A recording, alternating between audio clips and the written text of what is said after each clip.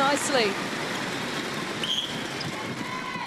Oh, fantastic off the line from Madison Brown, but just didn't finish off with the pass.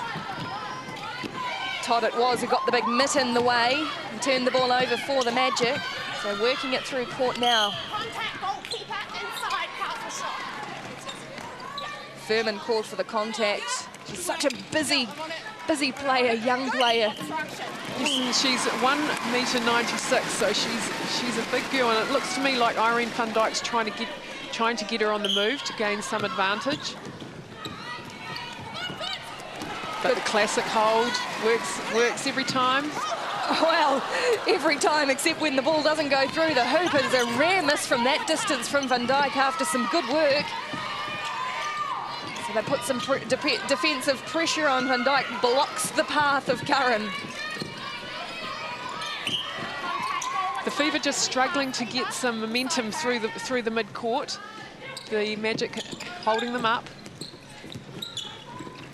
Now this pass rolls across court. Short moving well. Pots off to Bassett.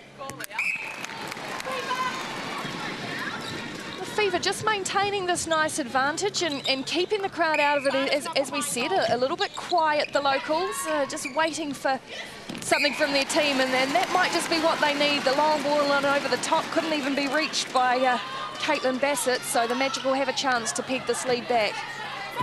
Scholes goes long across to Langman.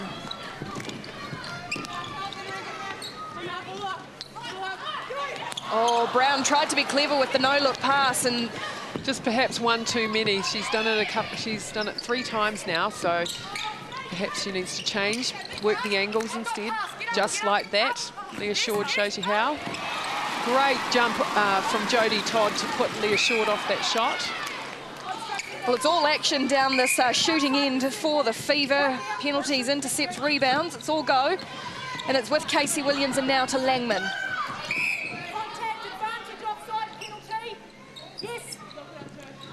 Faye Meikle-John throwing the book at Caitlin Bassett. She just about broke every rule in the book there. Oh, but they've wasted it again, the Magic. Another turnover just with a loose pass. And they're giving the Fever plenty of opportunities at the moment, and this young side is capitalising early. Yes, they can't afford to let that ball out of their sights like they are, and this Fever side will put it away at this end. Once Caitlin Bassett gets it in there, it very rarely comes back out. If she misses, she gets the rebounds. Casey Williams just querying the umpire, as she wants to do with those eyes sometimes. And it's a nice shot from Bassett, though. And it's a 4-goal advantage for the Fever. Magic just want to be careful with possession now, treasuring the ball. Jodie Brown just guilty of not taking her feet there. That's what we were saying about treasuring the ball, and they haven't done it, the Magic. And I'm not sure how many chances the Fever want, but they've thrown another one away. Bolton over to Brown. Disappointing for Furman, the defender, who's doing the hard work down the other end against a much more experienced opponent. And now it's Scholes who throws it away. Oh, it's everywhere. It's all over. Who wants it? It is with the Fever. Just people not being aware of the 3-foot mark hands, I think. Just throwing the ball into arms. Oh, powered ball. Oh, it was a nice shot from Short, but she took too long with it. So, another chance for the Magic. It seems like we've been stuck at 12-8 for a little while with just 3 minutes to play. Bolton and Langman come together. Yes, that was a nice reading of play from Shea Bolton, just not quite far enough ahead of Laura Langman to take that intercept. Contact goalkeeper, penalty pass is shot Magic.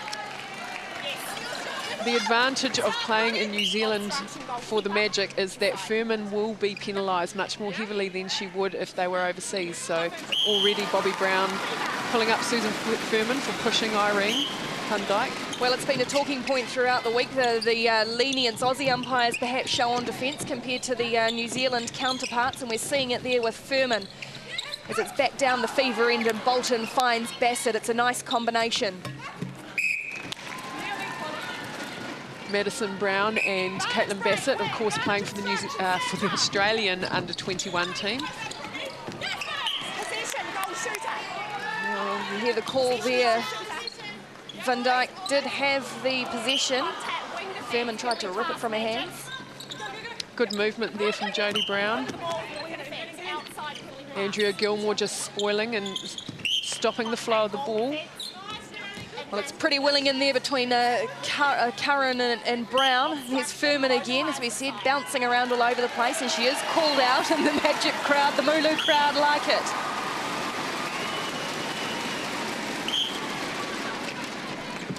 Relatively even on the penalty count early on, though. Shoals all over Brown. It's a good battle. Yes, some good work being done outside the circle by Laura Langman and Peter Scholes.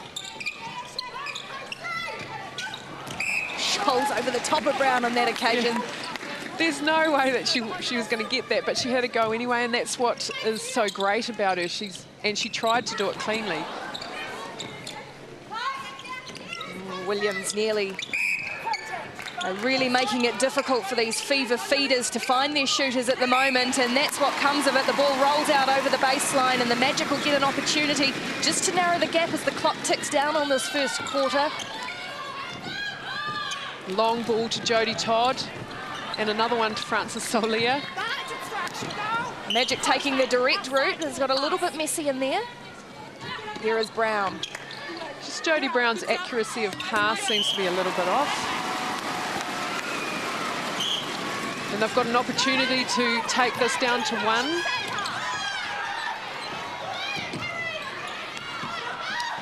Great fake there from Irene van Dijk to find Jodie Brown on the baseline. And they close the gap to 1. Just like that, they're a quick scoring team, aren't they? The Magic, it's often talked about, and they've scored the last 3 and narrowed that gap right down, as Kerry said, right in the final moments of the quarter. Well, it was the West Coast Fever who made all of the early running, but the Magic, the home team, fought back late in the quarter to narrow the gap to 1.